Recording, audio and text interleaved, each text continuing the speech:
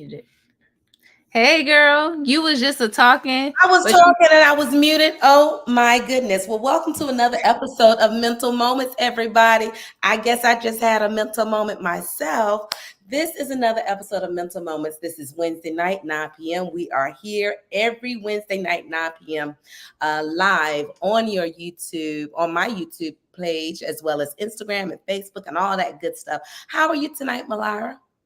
I have a little headache. However, we are pushing tonight because I think it's very important for us to discuss our topic tonight. And I wouldn't have missed it for the world. So we want to bring more awareness to autism. Yeah. And as a social worker, that is near and dear to my heart because I help parents continue to push their children in a way where they can still live what they deem to be a normal life. So although I have a headache, I'm super excited about tonight's show. We thank you so much for joining us. And she also had a birthday this weekend, everybody. So I don't know if that has anything to do with her headache. It could be a sinus headache. Who knows? She had a whole list of things that she did this weekend. And I got an opportunity to run in and give her some hugs and love and all of that while she was spending time with her family. And I thought it was such a beautiful thing. You had like a plethora, like 30 people deep, just sitting down and just sharing your birthday with you. So I just thought that was such a beautiful thing to share your birthday with those that you love. So happy birthday. Happy birthday. So look, we're going to take a little peek at what autism is, okay, before we introduce our guests. Autism spectrum disorder, or ASD, is a neurodevelopmental condition that affects how a person communicates, interacts with others, and experiences the world. ASD affects approximately 1 in 36 children in the United States, according to the CDC. But what is it exactly? Autism is referred to as a spectrum disorder because it can affect people in different ways and to different degrees. Some people with autism benefit from significant support with their daily activities and social interactions. Others are independent and do well in many areas of life, but may struggle socially. The symptoms of autism can vary, but some common signs include difficulty with social interactions, limited eye contact, difficulty in nonverbal communication, and sensory sensitivities, such as when exposed to intense light or sounds. Some people with autism may have intense interests or specific narrow interests, may engage in repetitive movements or actions, such as lining up toys or flipping objects, and some may struggle with changes to the routines or environments. Autism is typically diagnosed in early childhood, but some people may not receive a diagnosis until later in life. Options are available to help with managing challenges. This may include working with school staff and healthcare professionals. Speech therapists can help with critical skills for learning and self-expression, and occupational therapists can help children learn new skills. Behavioral therapies can help with specific symptoms. Psychiatrists can do a complete mental and physical assessment and can help manage symptoms. While no medications are approved to treat the core symptoms, medication and psychotherapy may be helpful to treat co-occurring conditions. It is important to recognize that autism is a spectrum disorder and that people with autism can experience a range of abilities and difficulties. There is no single experience of autism. With understanding and acceptance of the unique experiences of each individual with autism, and with accommodations and support, we can create a more inclusive society for everyone. Let's work together to make that world a reality. For more information about diagnosis and treatment, please visit www.psychiatry.org.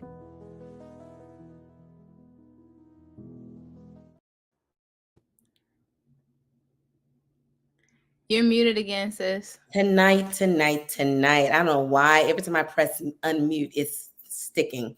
But tonight, everybody, my wonderful guest is the Miss Jennifer Daniels. And I just want to share a little bit about her. She is a wonderful, wonderful person. I met many. Here we are. Jennifer, who has become well known by the name of Jen Just Right, is a passionate spoken word artist and advocate dedicated to using the power of words to inspire change and promote alternative thinking regarding relationships, trauma, and mental health. Welcome, Jennifer, to the stage. Hey, That was hey, Jennifer. a lovely intro. How are How are you? you? I am doing, I'm doing well. Thank you. Awesome, awesome. So I met Jen maybe about, I don't know, maybe about 2 or 3 years ago at a co-working space. My brother introduced me to her. My brother Brandon introduced me to her. It was several years ago when I first moved to North Carolina, and she was such a beautiful soul. We just like hit it off right away. And she is such an awesome poet. Like she just like spits all over the place. Back in the day, we used to call it spitting when you rhyme and when you're given some words of encouragement and poetry, spoken word, and things of that nature. So welcome again to our show. We're, we're talking about autism, and the question is, we know I have met or online met your daughter. You've shared your daughter with the world on your Instagram page. It is such a beautiful thing to share her with us. So how was it in the beginning, or what was the signs that you saw that you knew that your daughter had autism? Thank you for asking that question. That's something that I ask myself a lot because when she was growing up, there were a lot of things that even I didn't learn, and I'm still learning, that kind of was like, oh, wow, okay, so now that makes sense, you know. But very early on, she was very hyper sensitive to the environment and would have, meltdowns that were exceedingly long, then my first child, but see, coming into motherhood at the second time, like the first one, you don't know what you're doing, but usually the first child is like a trooper. and, but when I had my daughter, it was like, whoa, a whole new thing. And there were things like she would cry for hours and hours. And I thought maybe she was colically. I nursed her until she was about almost a year old. And she would always spit up and have like a lot of colic-like symptoms. And so they would associate her discomfort or crying or having these random meltdowns to her just still dealing with some of that colicky type of symptoms. Um, she toe walked, and she also would have problems with like sensory problems with like certain materials. Couldn't wear anything like socks. She would take them off. Like leggings, like little cute leggings that you would want to put your daughter on, or stockings and things. Those were out. We didn't wear jeans until she was honestly just recently when she started really wearing jeans was this year because the material was just. And how old is she? She's 13. Well, she'll be 13 actually the 25th. Um, and showers, things like that were complicated because, and I never knew what it was. I thought maybe she had eczema. It was all these different things that was kind of interlayered with how do I know these are quote unquote normal versus just a kid that's maybe has, sensitive skin or, certain environments or things like that. In school, she would hide under the tables, have meltdowns, and the teachers wouldn't know why. She would drift a lot in the classroom, kind of in her own world. Social settings, environments, making friends, all those kind of things were extremely difficult for her. She's very sociable. It's just the knowing how, and understanding it. That's difficult. So yeah, just various of things that, like I said, now because she just got diagnosed when she was 10. So looking back 10 years, you know what I'm saying? Those things are still actively coming to my realization that this was associated with, autism. So did you feel like, what am I doing wrong as a parent? Because sometimes, especially mothers, we have this, we just feel like it's all our fault. Like whatever it is, it's our fault. Did I not do this when I was pregnant? Or should I have done that? Or when she was born, like, should I have known these signs in the beginning or previously? It's just like, what was going through your head as a mother?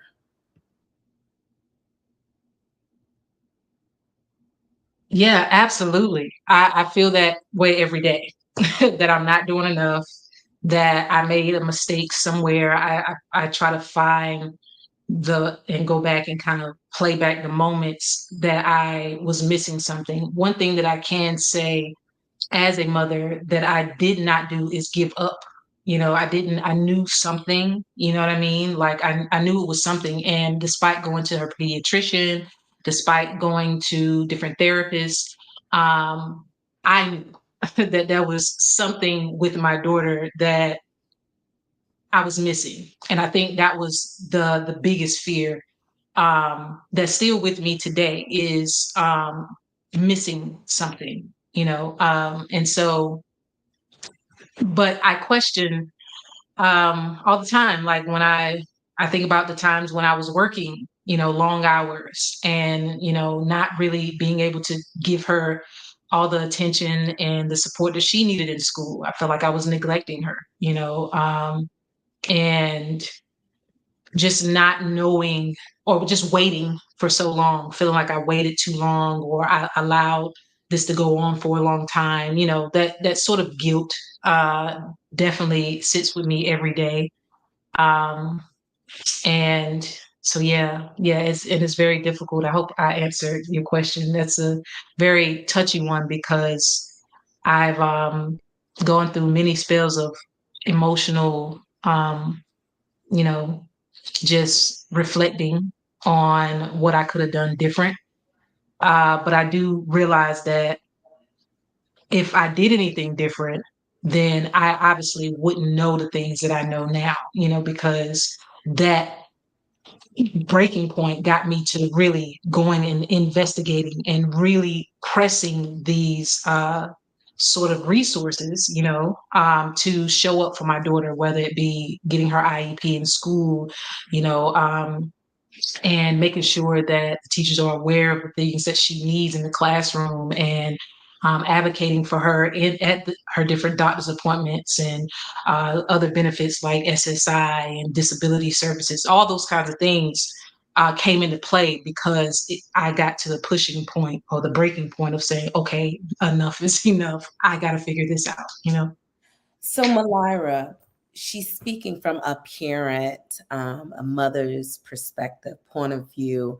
And could you speak to, because sometimes we feel like we talked about last week, Malira, I think you spoke about how they're quick to put our brown children on certain medications, misdiagnoses, just pushing them off as behavioral issues, like it's something that we're not doing at home.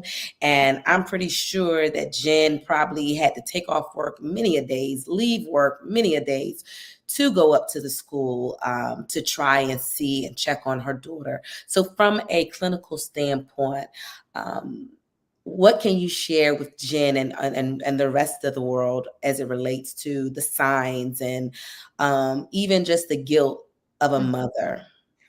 So it's gonna be hard for me to answer it from a professional standpoint because I have those feelings. I thought that my son was autistic.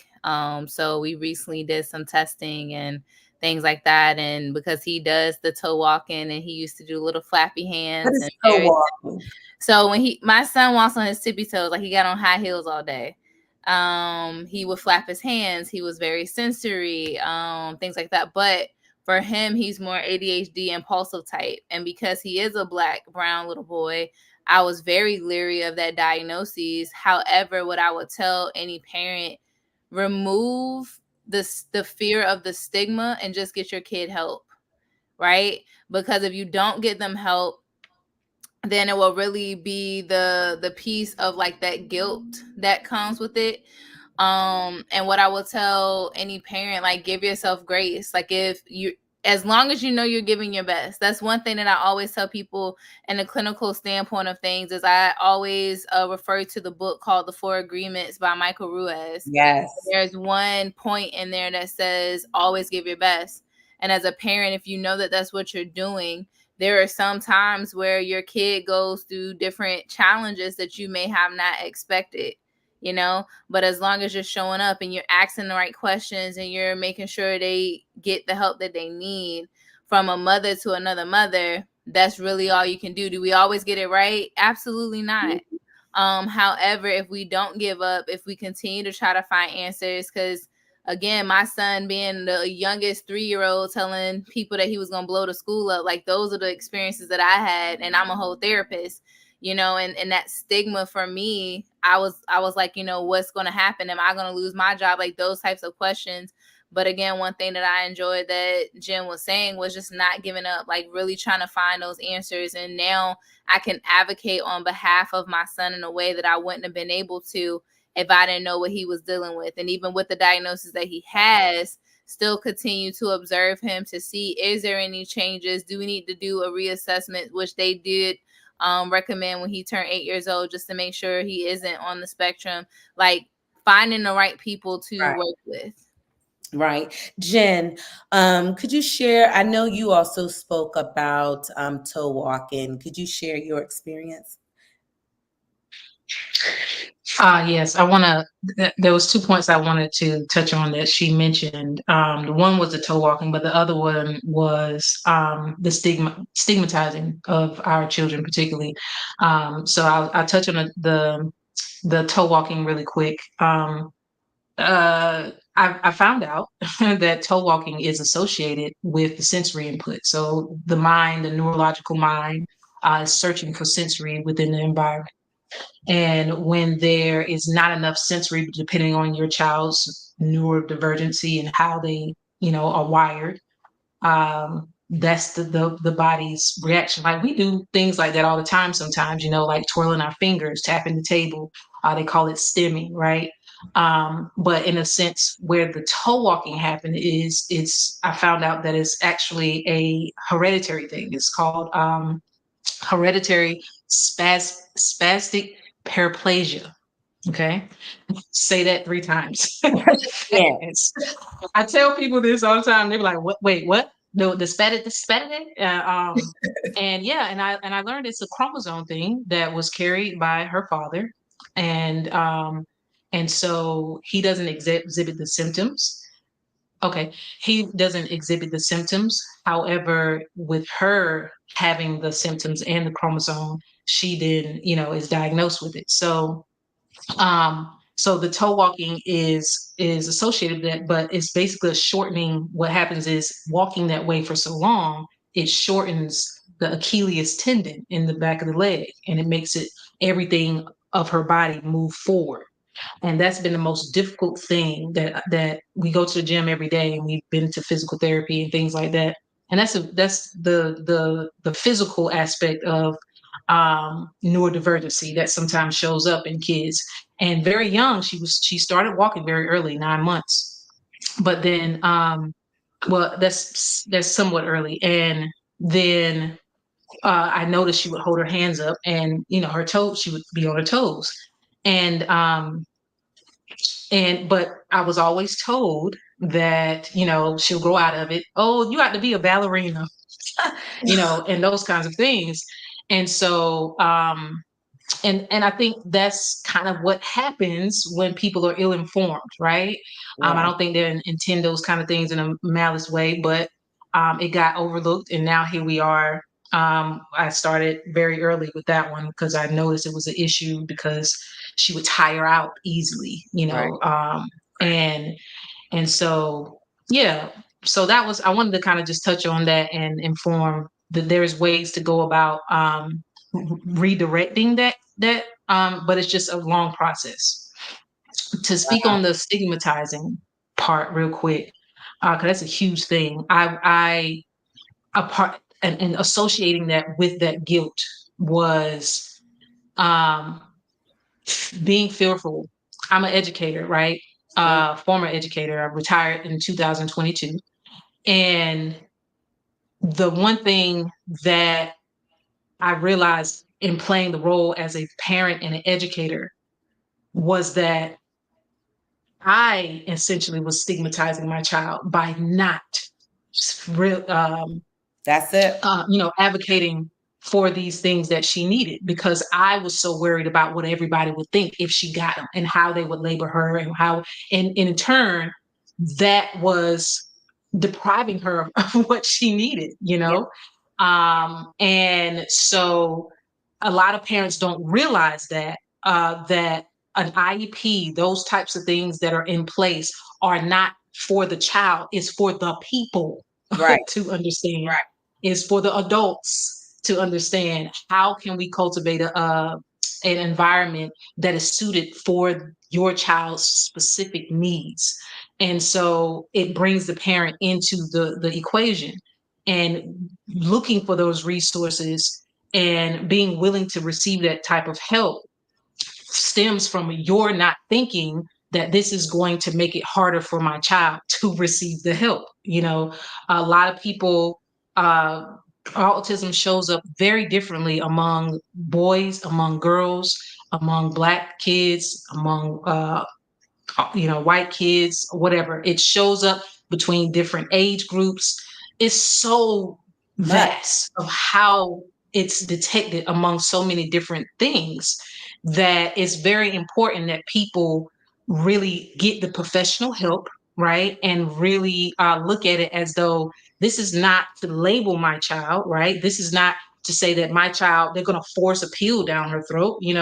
This is simply to say, okay, I have these unique things about me. Let me have an understanding of where they're coming from so that I can then place them where they need to go.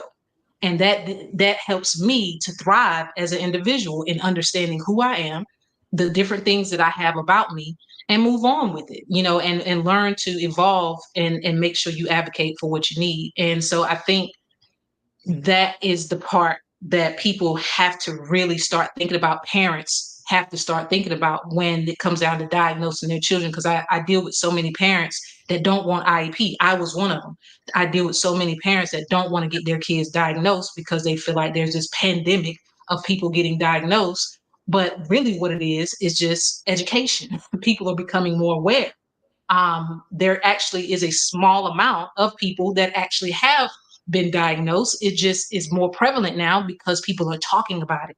And that is the part that I believe makes a difference in minimizing people thinking that it's stigmatizing our children, because now they're trying to say all these Black kids must be autistic. Well, it was either say that they're autistic or put them in the what they call the slow class back then, and Exactly. then you know what I'm saying, and not give them the things that they need. So I know that was a little long-winded, but I really wanted to touch on that because it sizzled in my spirit a little bit. No, we totally get it. I know I taught in Prince George's County Public School System years ago, and we would see children who we knew needed to be diagnosed. But the parents, like I had one parent who the father and the mother were both doctors, and they put their child all the way through high school not wanting to be in a special needs class or having being diagnosed or anything like that, and the end result is it's hurting your child. Because just think about it, if we have an ache in our body somewhere or something is going on in our mind and we go to the doctor all day long, we're like, okay, I got this ache on my shoulder, I need to figure out what's going on. If we do that for ourselves, and just think about our children who really can't verbalize how they feel, going through this silently. And then oftentimes in our community, I hate to say it, we'll spank them good. We'll spank them, be quiet, sit still. Why can't you be quiet? Why can't you close your mouth? Things of that nature. And you're punishing them, and they don't know why they're doing these things. And so we're getting ready to go to commercial break, but we're three mothers up here, and we all love our children, and all of our children have suffered from something in one facet of their life or not. And this is a touching subject for all of us. For I know for us on the panel tonight. So we're going to go to a quick commercial break, and we're going to come back and we're going to discuss a little bit further. Are you searching for a nail tech in Virginia? Whether you're visiting or reside in the area, Ohima Designs is the place to be. Offering a variety of quality acrylic services located in Newport News, Virginia. Send me a message on IG, Facebook, or TikTok, and let's get this experience started together.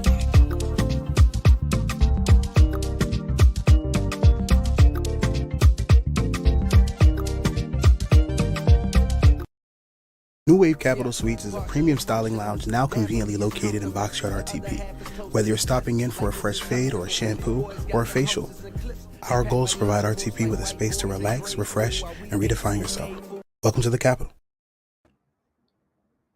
We are back. We are back for another episode of Mental Moments. Malira, I know Jen spoke about how it shows up in different races. Mm-hmm. Are you familiar? And Jen, you can of course chime in if you'd like, but are you familiar with the different, how it shows up in different races?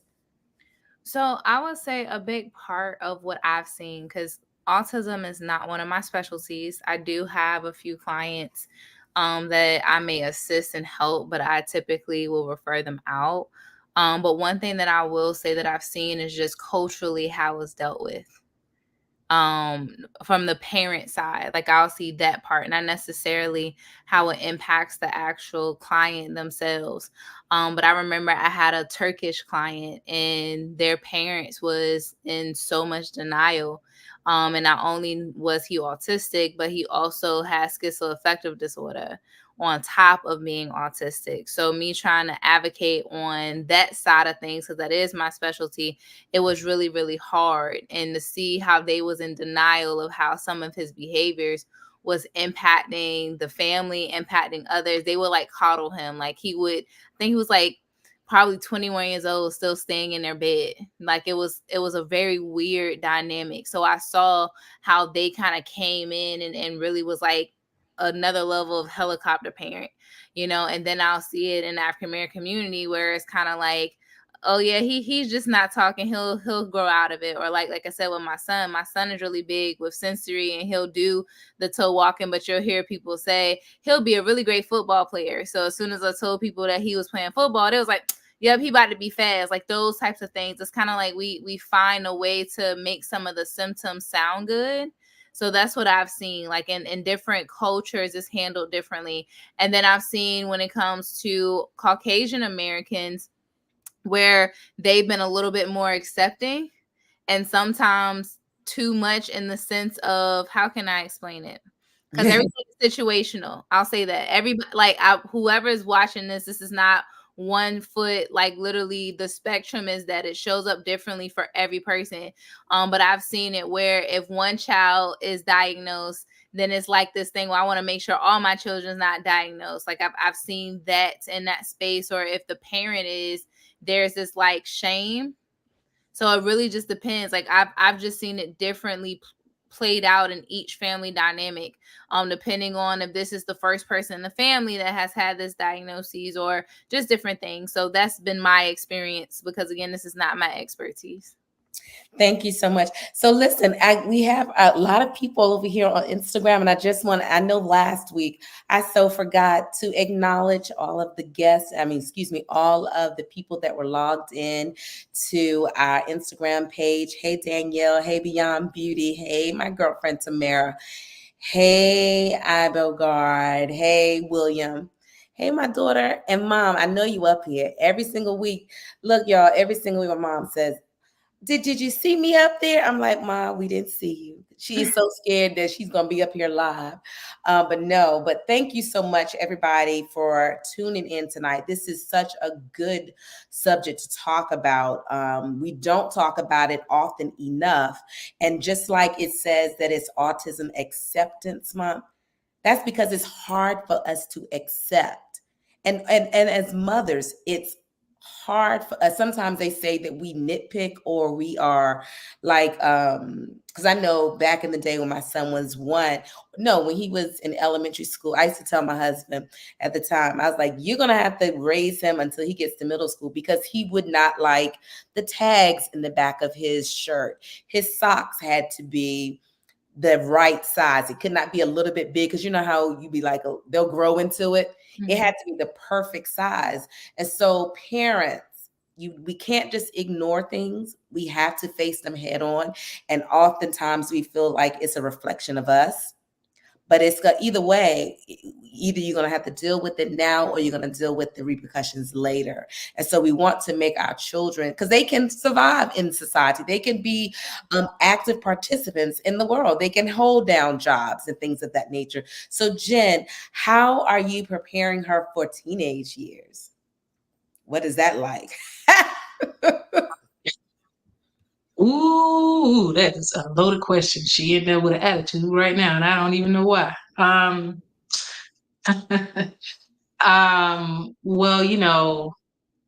that's a really great question. It's so relevant to my day today, because there's the one end of the growing teen. Because first, I want to say that uh, again, talking about a spectrum, right?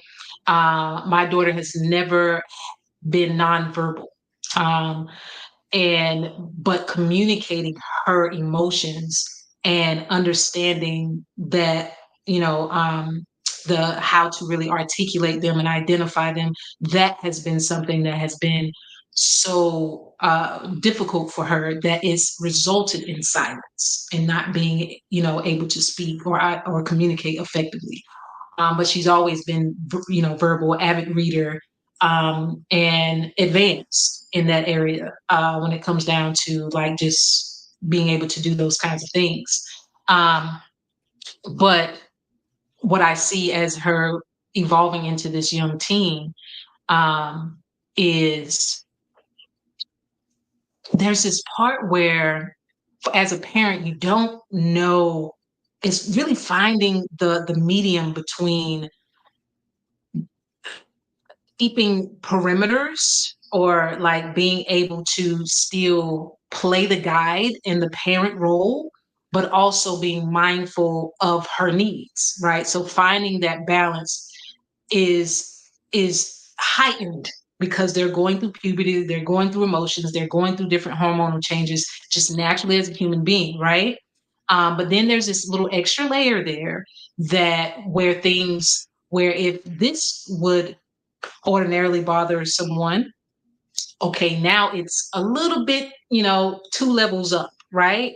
And so just finding that balance. But what I've learned for me as a parent, because I'm just learning, I don't see myself as the boss of anybody. All those kinds of things. I have some good insight. I have some good advice, I think, but I don't own my child, and I don't parent that way. I've never done the whoopings thing, none of that.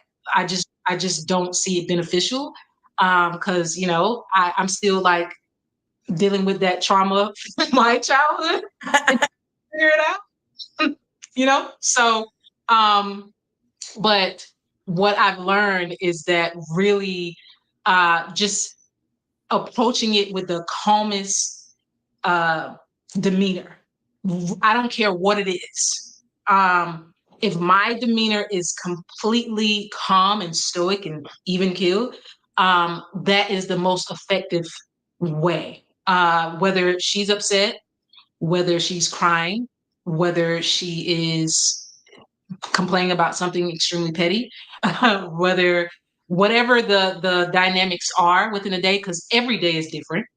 Every minute of every day is different. It could be a great day and then it ends extremely not good. It could be, and that's the thing with finding the balance, because there's so many different emotions that are happening within such a short period of time, and every day you have to adjust and readjust and adjust again.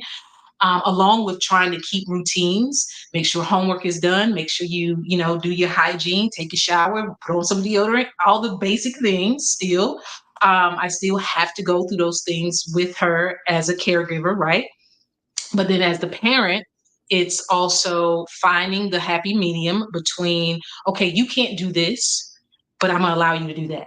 Making those barriers. You're not gonna talk to me like that, but we can, having those kinds of boundaries, because most people see me and my daughter and they see us kind of as friends, and we are. My daughter's my best friend. Sometimes we get tired of each other because we're always like friends, friends, like, oh my God, my best friend. Oh, hey, what are you doing today? Kind of thing. To the point where it's just like, okay, we need space. But I listen to my child as much as I possibly can. And I always try to ask questions before I go into assuming a lot of things. I've learned that. And having that as a part of our relationship and addressing it in the calmest way. I mean, when I say calm, I mean like, so are you going to pick up your clothes today?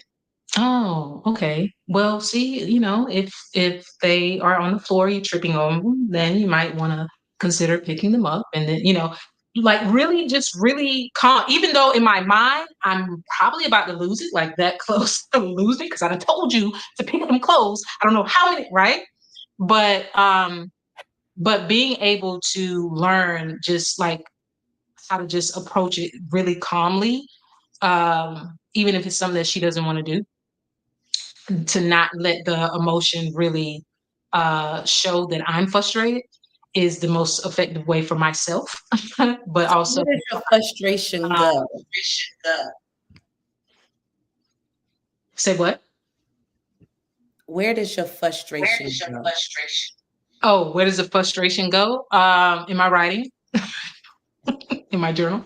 Um, and I have like a million voice tags where I record to try to get all of that out. Um, and to the gym. I've been going to the gym lately, so I try to channel those things. Prayer is a huge part of it, and just really trying to, because there's some things that you just don't understand, and I'm not here to try to understand like everything that my child does. I'm here to just be a listening ear, and to really just be a support for her, even if sometimes it doesn't make sense to me. Um, and so as I see her growing and learning, my job is to give her guidance, but I don't try to, I try my hardest, and it's so hard because there's so many things that I know that she's going to come encounter with. And me being someone that didn't get those kind of conversations from my parents, that didn't have that sort of nurturing guidance, that someone was there to make sure that I had this dinner, da, da, da, da. Not saying that my parents were horrible, but there were just things that they, based on what their resources were and their knowledge were, that they didn't have or didn't provide. And so it's very difficult sometimes to try to address her needs, but also keep my sanity when it comes down to trying to make sure that she's growing up and doing what she's supposed to and minding her manners and all those kind of things. But the way I manage it is just talking to her, and listening. I always say parenting is 95. This is my, you know, percentages, but 95% rearing and 5% listening. I'm sorry, 95% listening and 5% rearing, where you're doing a lot more listening to your children because you learn more when you listen, when you're telling them to do stuff and they're just going to be robots. They're going to do, but there's a whole bunch of stuff while they being robots and listening to what you want them to do that they ain't said to you, that they're not bringing to you, that they're not talking to you about. So the more you listen, the more you get the door in to be able to understand what they are in their lives. And then you can add that guidance in from that. Malala? So I would like to say this today very quickly before we go to our commercial break. Had an opportunity to speak to some young ladies at a local elementary school, and there was a young lady who does have a diagnosis of being autistic, and you can tell that she lives in an environment where people remind her of that, because that's all she kept saying. She's like, well, I can't do that because I'm autistic. I can't do that because I'm autistic. And what I would say to any, parent, one thing that Jen said is listen to your children. Just because they have a diagnosis and a label does not mean they don't know how to communicate their way. It Yeah. may not be what the world says is great communication, but if you build that relationship, then your child is going to trust you enough to communicate their needs. And Jen, I know you was like, why was she doing all these hand gestures? And it's because Tasha will tell you many shows I've said that you're supposed to be your child best friend. And they came for me because they was like, this 30-year-old didn't know what she was talking about. I'm just playing. It wasn't like that. You saw Tasha's face, but it's good to hear somebody else say that, because your kids should be able to come to you about all their things. So we're about to go to a commercial break. And when we come back, we're going to wrap this up to talk about more things, why we should be more accepting of autism and being able to learn more of how to show up for our children.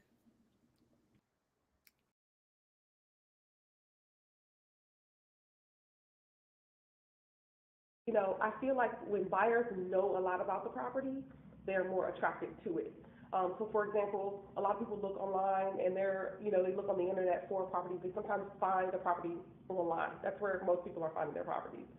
And the more they can learn about that property online, makes them more attractive. So what they see visually, what they read, they're doing all of their research, even probably sometimes before they go out. And so maximizing the potential for a buyer to learn visually, and aesthetic, like all of the aesthetics, but also, the education piece of the property is important for a seller. Okay, we are back. We are back to another episode of Mental Moments. And we were talking about, I know Mariah was talking about being friends. Yes, yes, yes, you can be friends with your child. But of course, we always do that balance and act to see, exactly how far to go, how much of a friend, how to pull back, when to be the parent, things of that nature.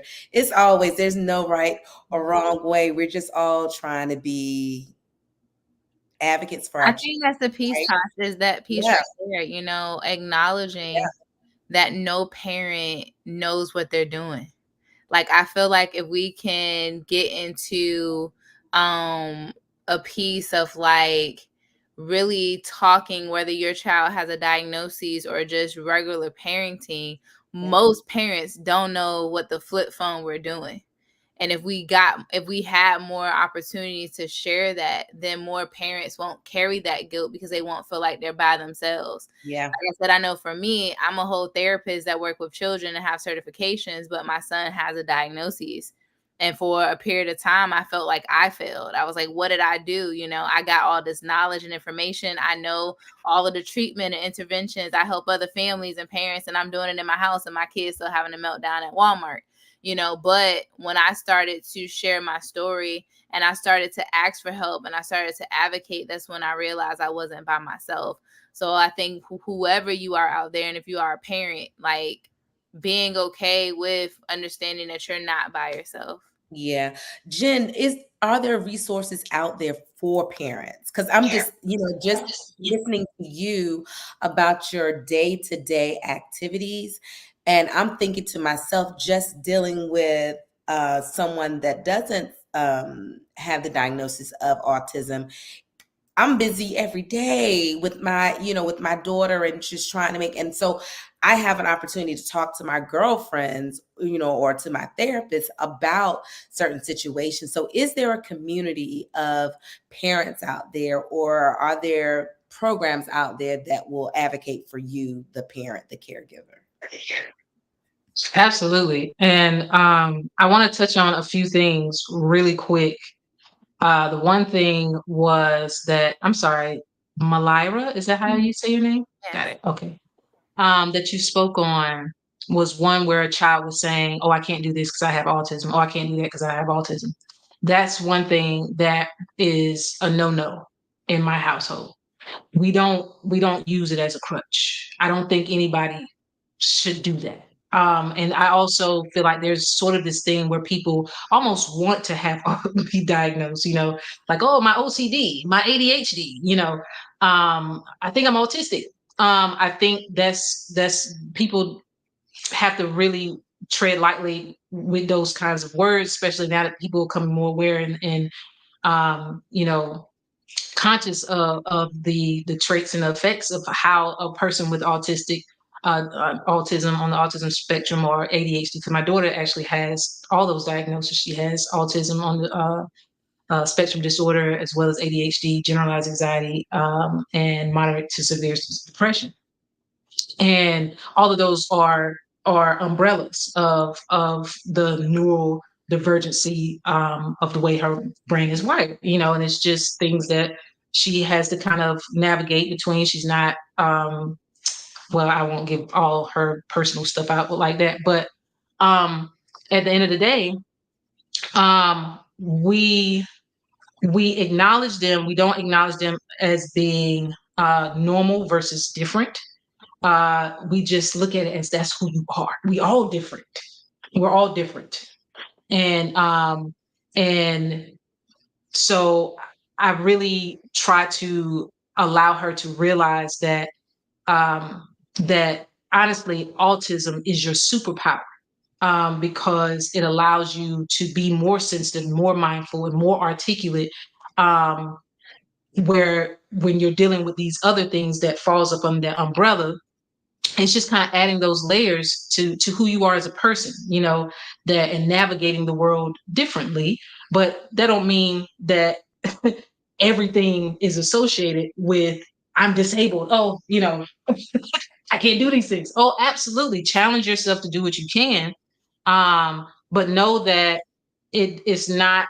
That's why I struggle so hard with calling it a disability. But I do want to acknowledge that there's are challenges that comes with it. Absolutely.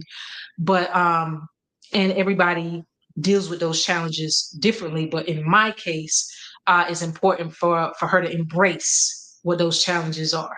So I wanted to say that.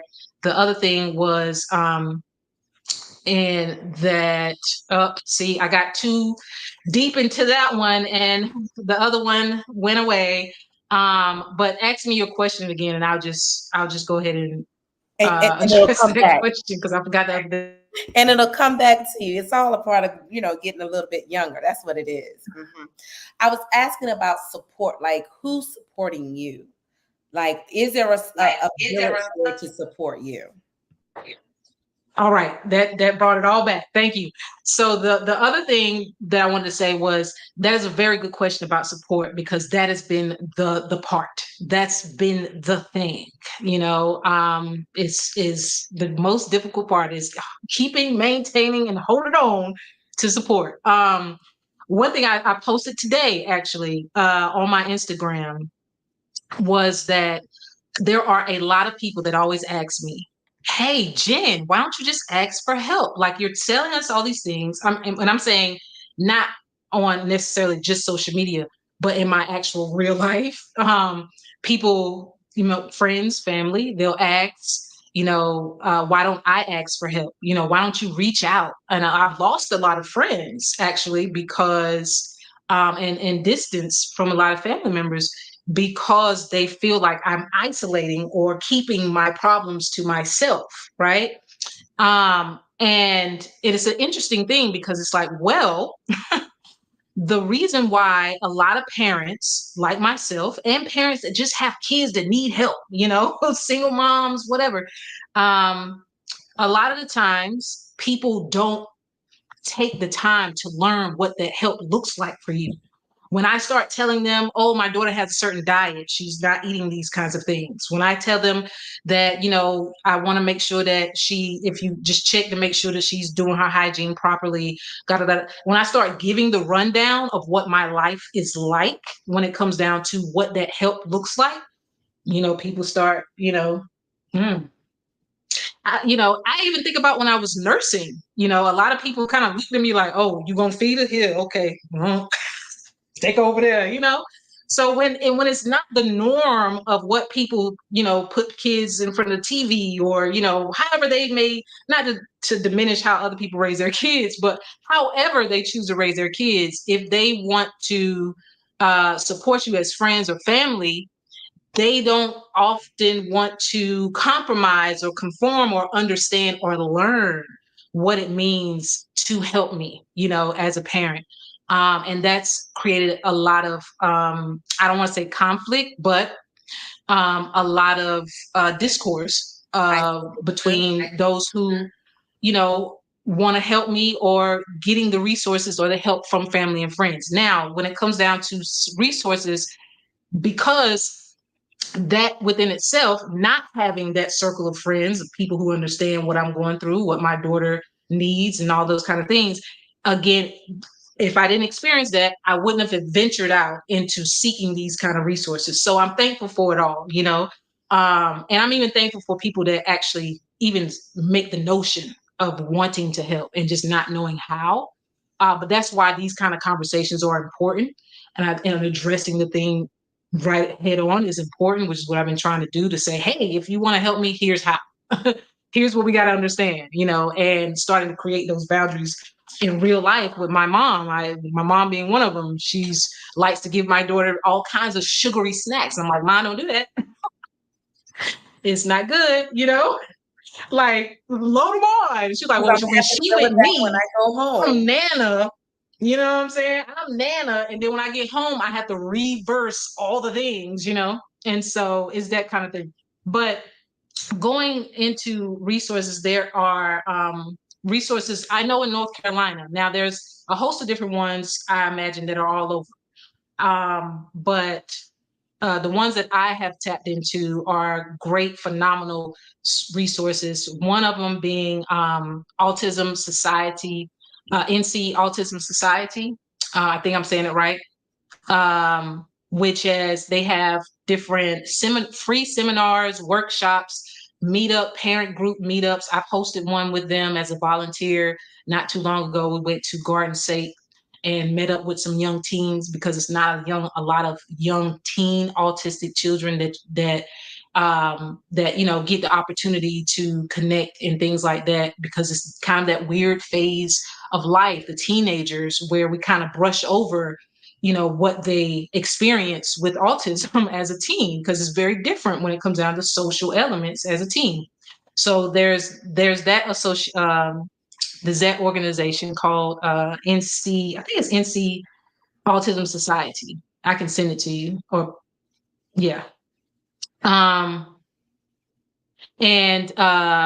there is also this great, amazing, I want to shout them out and make sure that I do, because they have been so amazing in my life. They're called SUSO, SUSO NC.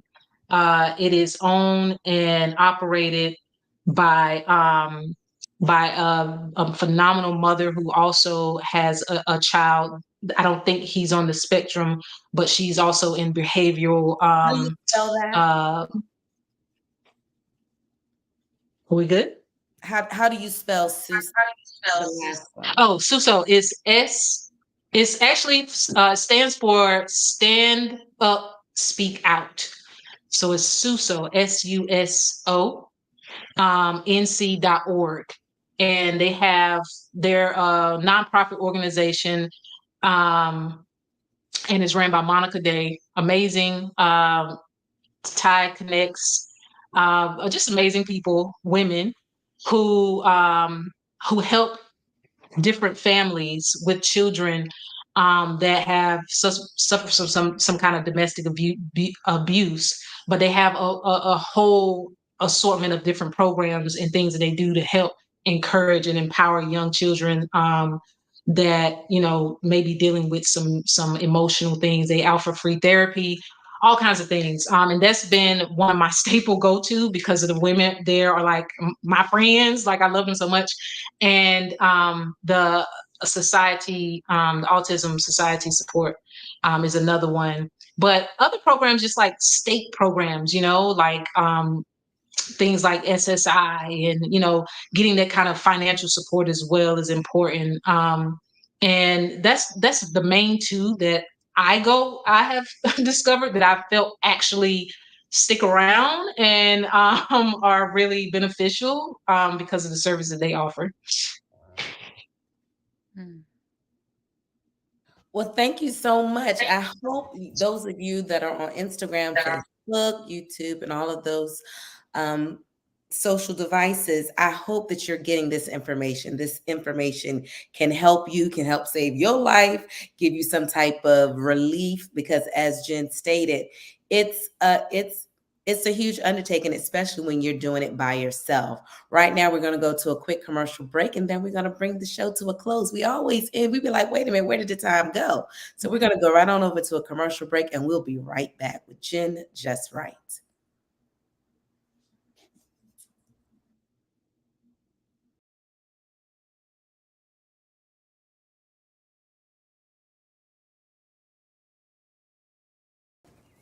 What happened to, getting snatched up, getting the body summer ready? The summer is going to get whatever body that I give it.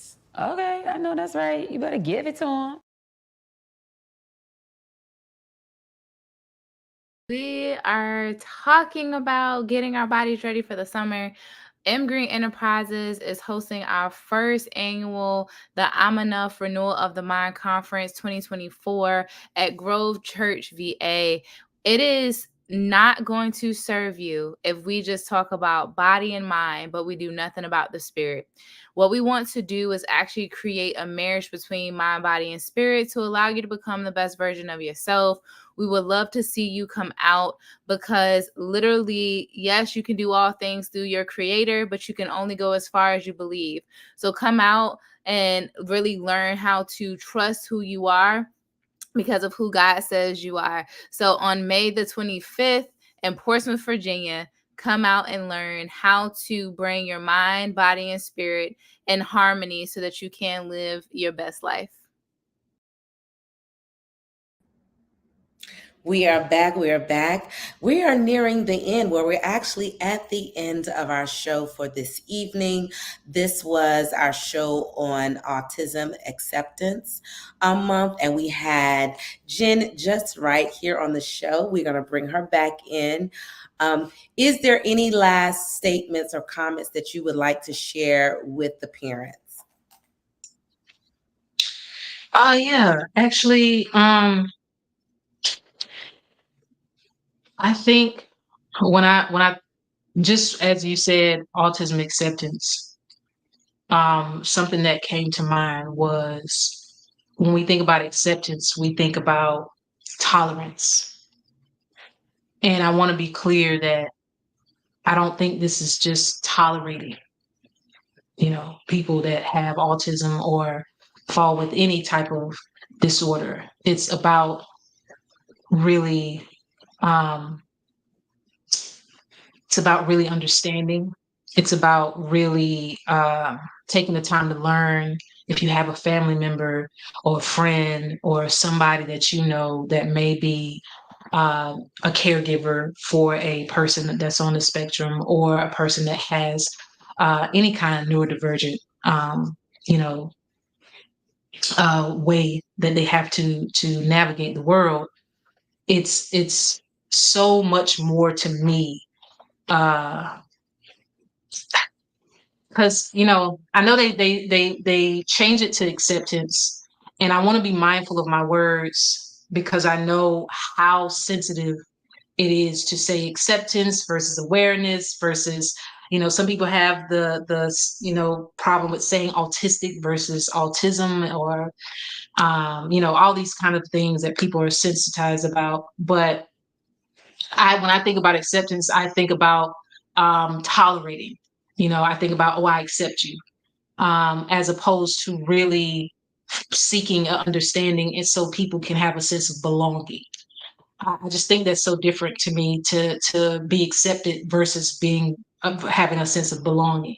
My daughter was accepted at her last school. They tried to figure out what she, like, and it ultimately made her feel alienated, because everything was centered around, I'm accepting you because you have autism. But in her new school, she often doesn't even tell people that she has autism, but she's felt like she belonged. And that's different. That's different to me. And so I just want to really put it out there that is so many layers to what you have to accept, for that person to really find a sense of belonging. So yeah, I think that's it. That all I, wanted to share. And I appreciate everybody for supporting and just being so welcoming to my daughter. It's very scary, to even put your child out there like that. And I always kind of battle with that in my mind because I don't want her to feel like that she is this kind of, you know, figure, but I always encourage her to share so that she feels more confident about it, and also people understand, and it's been great to be able to do that, and I'm just so thankful for this opportunity. I'm thankful for people who have come and kind of rally around me and supported me. Is been great, so thank you for having me. I appreciate it. No problem at all. It definitely takes a village. Malara and I we talk about it every single week. It definitely takes a village to raise our children. And then it also takes a village to rally around us to help us facilitate this world of parenting while being their friend. Malara and I go back with that all the time, and I love it. But thank you again, Jen. And of course, I love the light that she shines. She is just a whole phenomenon within herself, your daughter. She has such an awesome personality. And of course, she gets that from her mom. But Malara? I just want to say thank you for what you're doing, Jen. Like I said, it's okay for people to say this is not my specialty. And I will tell you that from a professional standpoint. If you are someone who's like me that function as a professional therapist, it is okay to say, I don't know. It's okay to say, let me refer you to someone else that can be more helpful to you. So that's what I would just call out my professionals, is to be able to say, this is just not my cup of tea, and getting somebody else to come and support. Absolutely, absolutely. This has been another episode of Mental Moments. We hope that you've taken a moment to just sit down, relax, and get some education as it relates to our children and about ourselves. Again, we'll see you again Wednesday night, 9 p.m. Eastern Standard Time. Have a great evening, everybody. It makes me want to have fun. But it's something about this joint right here. This joint right here, it makes me want to